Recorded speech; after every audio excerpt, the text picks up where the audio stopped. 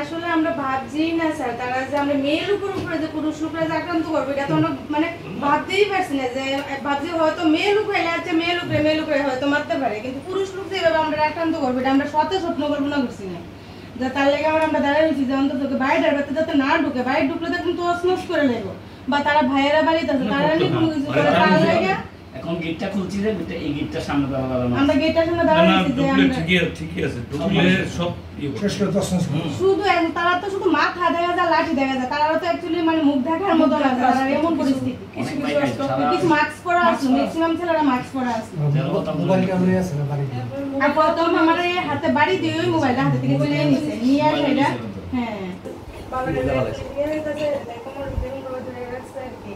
তারপরে এইভাবে ছুটাই নিয়ে এসে একটা মেডিল দেওয়া, তো তাই মানে বাবার এসে এভাবে ধরছিল আর কি, আমার মধ্যে ঘুরে গেছে আমার বাবারে নিও না, আমার বাবারে নিও না, তখন হেরান্ডে ছুটাই নিয়ে এসে না দিতে মেডিল দেওয়া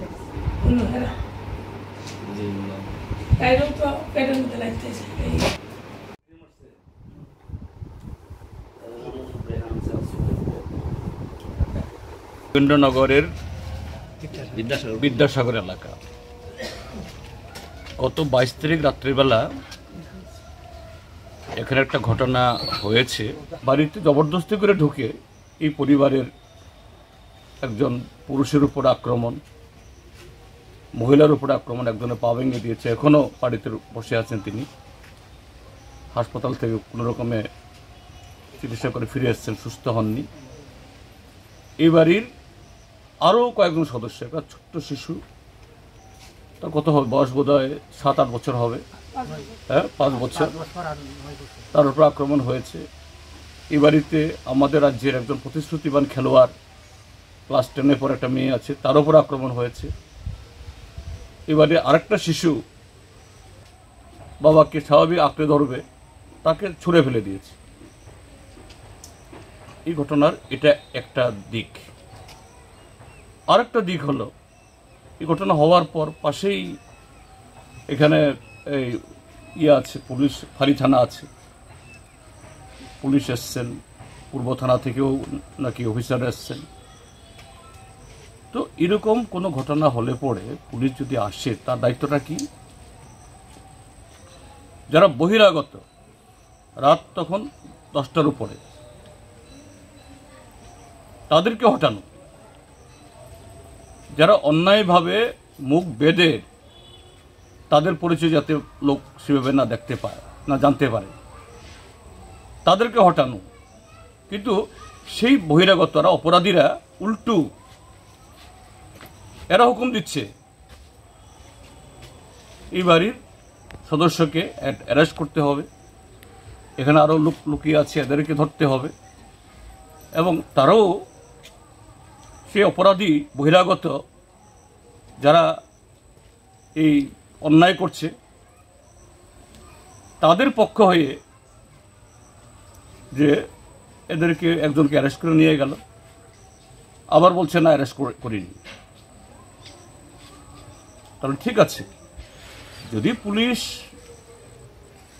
ওই সময়ের উত্তেজনা প্রশমনের জন্য যদি এরকম কিছু করে থাকে, তাহলে তো সকালবেলা ছেড়ে দেবেন।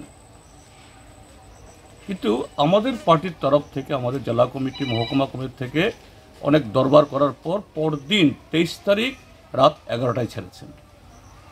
সব মিলিয়ে কি চিত্র উঠে আসে?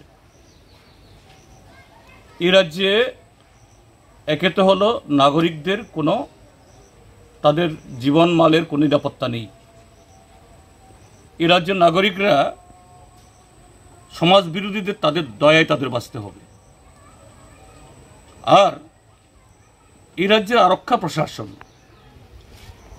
যারা জনগণের জীবন মাল রক্ষা করবেন, দুষ্টকে দমন করবেন, নাগরিকদের রক্ষা করবেন, তারা তাদের হুকুমে তারা কাজ করবেন। এই বাড়িতে যাদের উপর আক্রমণ হয়েছে তাদের তরফ থেকে এফআইআর করা হয়েছে আজকে 27 তারিখ, কিন্তু কোথাও খবর নেই এই এফআইআর উপর পুলিশ কোনো ধরনের অ্যাকশন নিয়েছে। উল্টো আমি সমাজ মাধ্যমে দেখছি, সামাজিক মাধ্যমে এই অপরাধ চক্রের যিনি নেত্রী, তিনি প্রকাশ্যে এই যোগেন্দ্রনগর বাজার বক্তৃতা করছেন। তিনিই যেন ত্রিপুরাজ্যের স্বরাষ্ট্রমন্ত্রী, আবার তিনিই হলো ত্রিপুরাজ্যের যে মানে হাইকোর্টের চিফ জাস্টিসও। তিনি ফরমান জারি করে দিচ্ছেন যে এই রাজ্যে বিরোধী দলের লোকরা কখন পার্টি অফিস করবেন, খুলবেন, বিরোধী লোকরা কি করতে পারবেন, কি করতে পারবেন না। আর জনগণের ট্যাক্সে যারা আজকে এই পুলিশের ইউনিফর্ম পরে যারা এই চাকরি বাকরি করছেন, এদের হুকুম মেনে অপরাধীরা প্রকাশ্যে পথসভা করছে, এদেরকে ধরা থাক, তাদের টিকিটিও ছুঁতে পারছে না। কি চলছে ত্রিপুরাজ্যে? আমি এসে এখানে হতভম্ব। এই ঘটনাগুলি শুনে আমি প্রায় বলছি একটা মানে স্তম্ভিত হয়ে যাচ্ছে। ত্রিপুরাজ্যের আইন শৃঙ্খলা কোথায় নামিয়ে যাচ্ছে তারা। গতকাল 25 তারিখ 50 বছর আগে ইন্দিরা গান্ধী আভ্যন্তরীণ জরুরি অবস্থা জারি করে এইভাবে মানুষের অধিকার কেড়ে নিয়েছিল। বিজেপি নেতৃত্বাধীন বর্তমান সরকার গ্যাজেট নোটিফিকেশন করে সরকারিভাবে সারা দেশে সংবিধান হত্যা দিবস উদযাপন করছে। আর এরা এখানে সরকারি যন্ত্র দিয়ে সংবিধানকে আজকে মানুষের অধিকার, মানবাধিকারকে তারা আজকে হরণ করছে। জঘন্য যে এই জরুরি অবস্থা, অঘোষিত জরুরি অবস্থা আজকে ত্রিপুরা রাজ্যে চলছে।